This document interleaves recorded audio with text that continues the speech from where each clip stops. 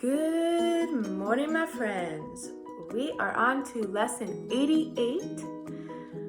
We're just chugging along. I can't even believe it's already been a couple weeks. Can't believe it. All right, grab a notebook and a pencil and let's get started. Okay, I have 2 words on the board.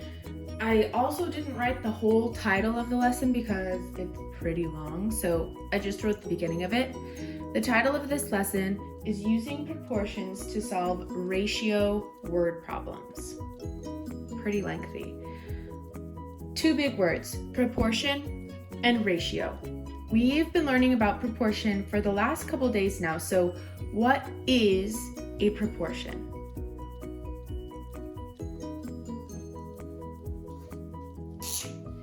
A proportion is an equivalent value.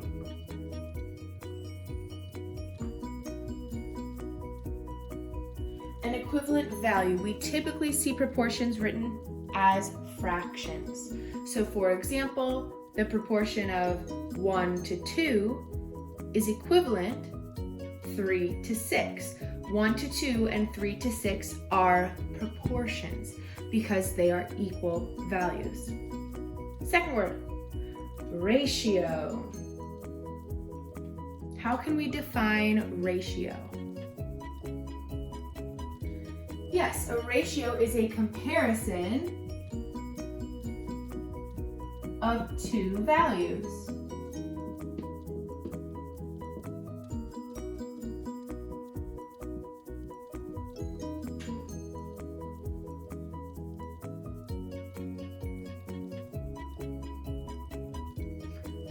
All right, the ratio of salamanders to frogs was 5 to 7. If there were 20 salamanders, how many frogs were there? So let's start with what we know. We know that there is a ratio of salamanders to frogs. So I'm going to write my ratio as salamanders to frogs. And I know that ratio was 5 to 7. So I can write salamanders to frogs equals 5 to 7. There were 20 salamanders. Now this is where I have to be careful because my placement of the 20 is very important. Are my salamanders on the top or the bottom of the fraction? They're on the top. So since salamanders are on the top, that means 20 also has to go on top. And frogs are on the bottom. We don't know how many frogs there are. Okay, so now we are creating an equivalent fraction, which we know how to do. So 5 times what is 20? 5 times 4 is 20, which then tells me what? I need to multiply by the same thing on the bottom. 7 times 4. 7, 14, 21, 28. I heard you say yeehaw, thank you. Okay, so now I know that there were actually 20 salamanders and 28 frogs. Let's think about what would happen if I accidentally put 20 on the bottom instead of the top. If I accidentally put 20 on the bottom, where frogs are supposed to go, the 20 salamanders, I first of all wouldn't be able to multiply 7 by anything to get 20, right? And then, whenever I did find out whatever number was on top, that wouldn't be frogs because salamanders are on top. So as you're reading these problems, make sure you're labeling correctly. Salamanders on top, 5 on top, 20 salamanders all on top. Keep them lined up correctly. Okay, example number 2. If 3 sacks of concrete will make 12 square feet of sidewalk, predict how many sacks of concrete are needed to make 40 square feet of sidewalk. Before I start, I want you to pull out the important information and write that down.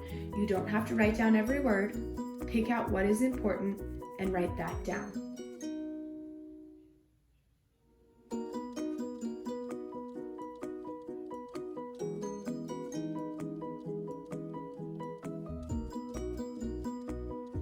So I would pick 3 sacks of concrete to 12 square feet. You need 3 sacks of concrete to make 12 square feet.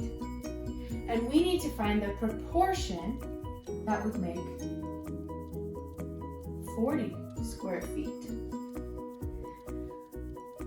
All right, I have everything lined up correctly. So now I need to find the equivalent fraction. 12 times what is 40?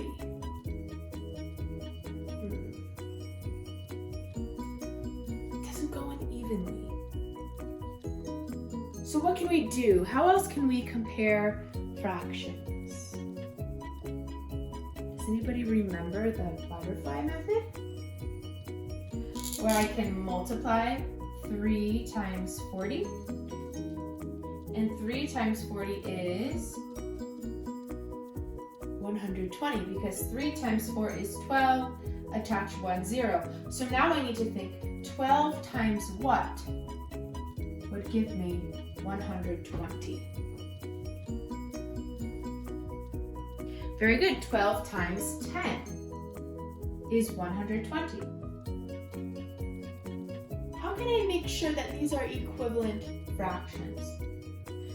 Well, I'm going to rewrite my fractions over here.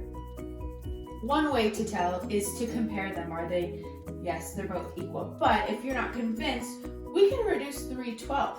And 3/12 would reduce to 1/4. And if I take 10/40ths, that also reduces to 1/4.